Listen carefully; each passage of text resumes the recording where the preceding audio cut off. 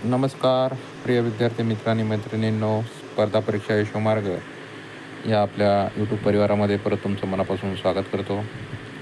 महाराष्ट्र शिक्षक भरती आता मुलाखत राऊंड जो आज त्यांची डेडलाईन होती मित्रांनो, आणि त्याबद्दल एक न्यूज बुलेटिन आलेली आहे.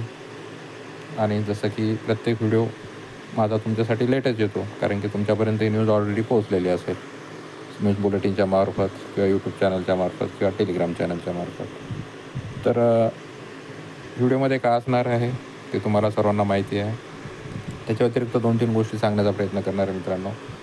आणि हा जो गेस होता मित्रांनो, हा गेस आपण मागच्या 15 तारखेला जवळपास केलेला होता, आणि तो गेस एक्झॅक्टली जवळपास बरोबर ठरला. तेव्हा मी 15 तारीख दिली होती, पण हा 13 तारखेपर्यंतच जो अपडेट आलेला आहे तो 13 तारखेपर्यंतचा आहे.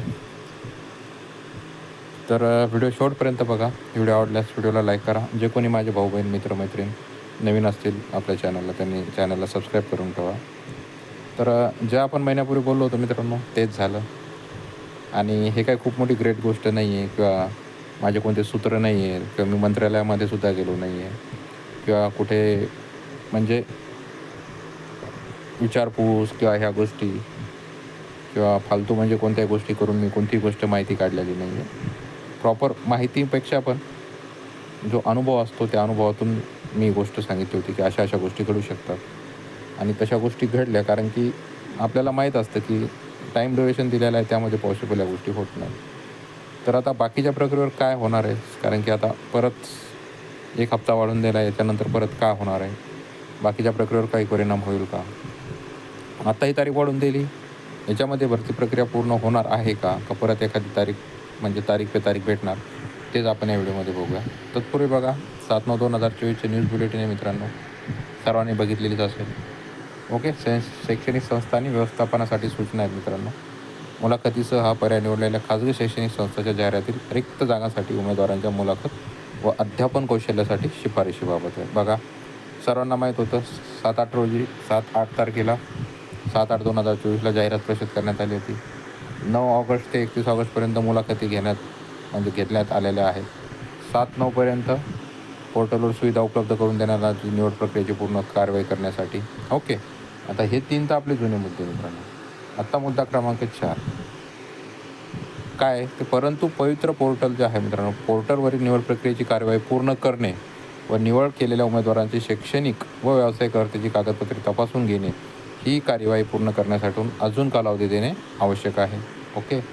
वरीलप्रमाणे कार्यवाही पूर्ण करण्यासाठी दिनांक 13/9/2024पर्यंत मुदत वाढविण्यात येत आहे. बघा, पहिली 7/9 होती, आता 13/9 झालेली. ओके. पवित्र पोर्टलवर निवड प्रक्रियेची पूर्ण माहिती नोंद केल्यानंतर व निवड झालेल्या उमेदवारांच्या शैक्षणिक व्यावसायिक अर्हतेची कागदपत्रे शिक्षणाधिकारी, बघा कोणाकडून, शिक्षणाधिकारी यांच्याकडून पडताळणी केल्यानंतर संस्थावरून प्रत्यक्ष नियुक्ती आदेश निर्गमित करता येतील. मुलाखतीसह या प्रकारातील मुलाखत व अध्यापन कौशल्य यासाठीच्या नोंदणी दिनांक 13/9 नंतर व्यवस्थापनावरून करता येणार नाही, याची नोंद घेण्यात यावी. असंच आपल्याला इथं त्यांनी दिलं होतं की 7/9 नंतर करता येणार नाही, पण तारीख वाढलेली आहे. आता याच्यामध्ये 2 गोष्टी तुम्ही इथं लक्ष द्यायचं मित्रांनो. ओके. आता हे परत सांगतो, निगेटिव्ह गोष्ट नाही आहे. प्रत्येक गोष्ट तुम्ही माझी निगेटिव्ह घेता, पण काय करावं ती सत्य होती नंतर.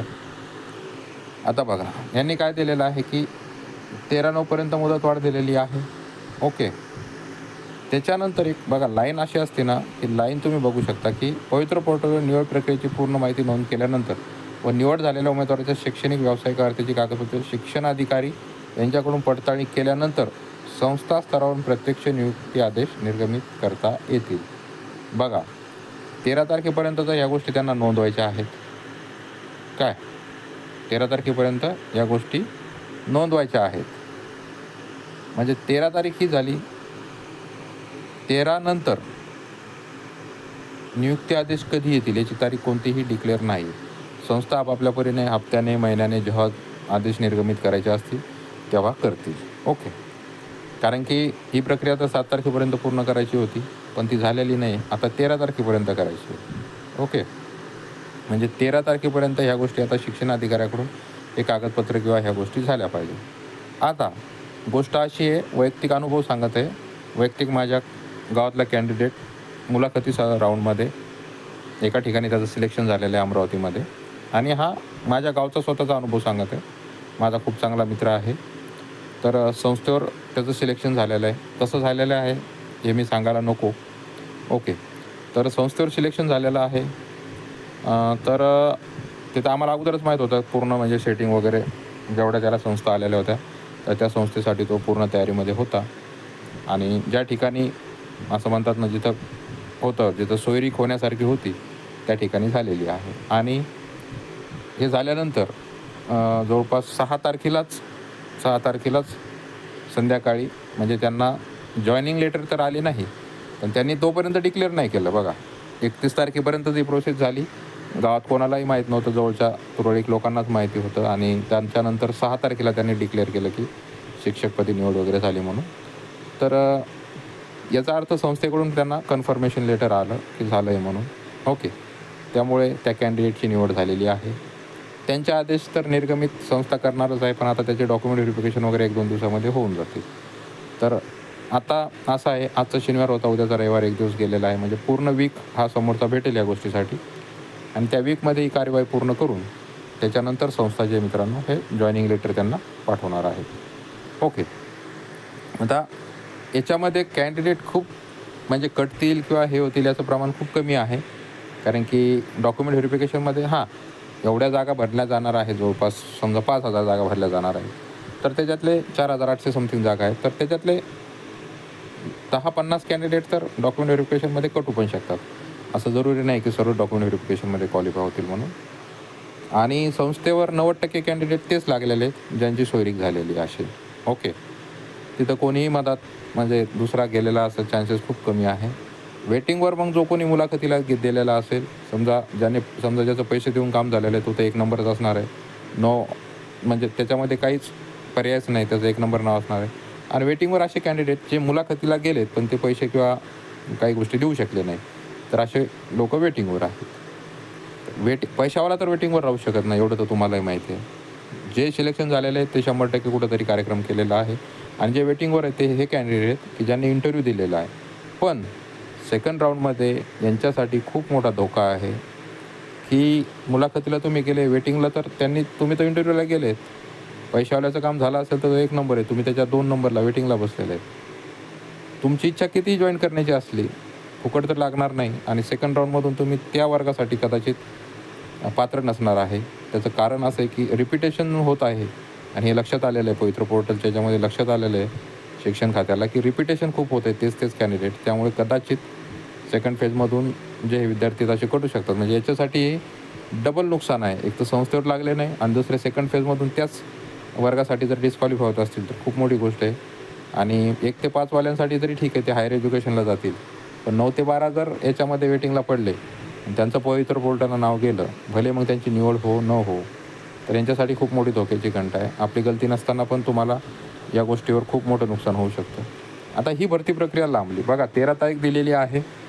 ओके. 13 तारखेनंतर बाकी तरी कोणतीच प्रोसेस पवित्र पोर्टलवर घडणार नाही आहे, ही गोष्ट पण तुम्ही लक्षात घ्या. ओके. भले किती निवेदनं देऊ द्या आणि काही करू द्या, 13 तारखेपर्यंत तर आता ते दुसरं काहीच करणार नाही. आणि याच्यानंतर कुठेतरी 10% पद भरती होणार आहे, सेकंड फेज होणार आहे. रिक्त अपात्र जागा त्यासुद्धा येतीलच. रिक्त अपात्र जागेला वेळ आहे अजून.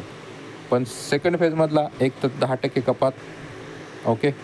किंवा मग आता एक माजी सैनिकचा राऊंड जर झाला तर हा महिनासुद्धा जर त्याच्यात गेला तर माझे परत शब्द ध्यानात ठेवा. माझी परत एक तारीख तुम्ही लक्षात ठेवा, 7, 8, 9 ऑक्टोबर, म्हणजे अजून महिन्याने कंप्लीट आपल्या महाराष्ट्रामध्ये आचारसंहिता लागणार आहे.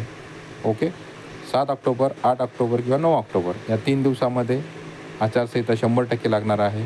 ओके. 8 ते 9 नोव्हेंबरच्या दरम्यान इलेक्शन राहतील. 13 ते 14 नोव्हेंबरच्या दरम्यान रिझल्ट राहील. आणि 26 नोव्हेंबरपर्यंत आपली नवीन विधानसभा अस्तित्वात येईल. ओके. कदाचित जर नाही आली तर राष्ट्रपती राजवटसुद्धा काही कालावधीसाठी लागू शकते. ओके. तर अशी प्रोसेस होती. असं न्यूज बुलेटिन होतं, तुम्ही बघितलंच असेल.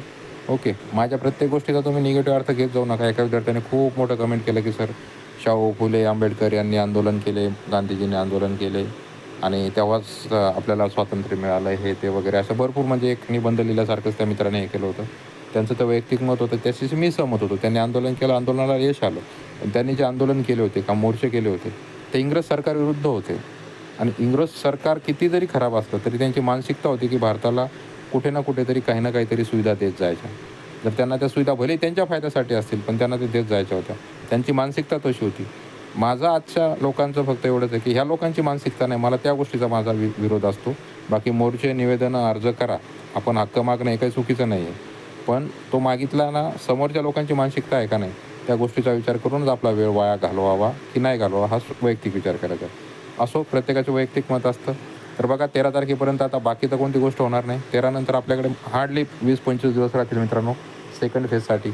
आणि ही सत्यता तेवढीच आहे की 20-25 दिवसामध्ये असे कोणतीच जादूची गांडी फिरवणार नाहीत की आपल्याला काहीतरी गोष्टी हे होतील. पण हां, कुठे ना कुठे एक अपेक्षा आहे की 10% ज्या कपात जागा केलेल्या आहेत त्यांचं कुठं ना कुठं तरी राऊंड लागू शकतो आचारसंहितेपूर्वी. आणि अपेक्षा करूया की आचारसंहितेमध्ये ही भरती प्रक्रिया अडकायला नको, कारण की नंतर 2-2.5 महिन्यानंतर वेट होणं खूपच जास्त कठीण राहणार आहे मित्रांनो.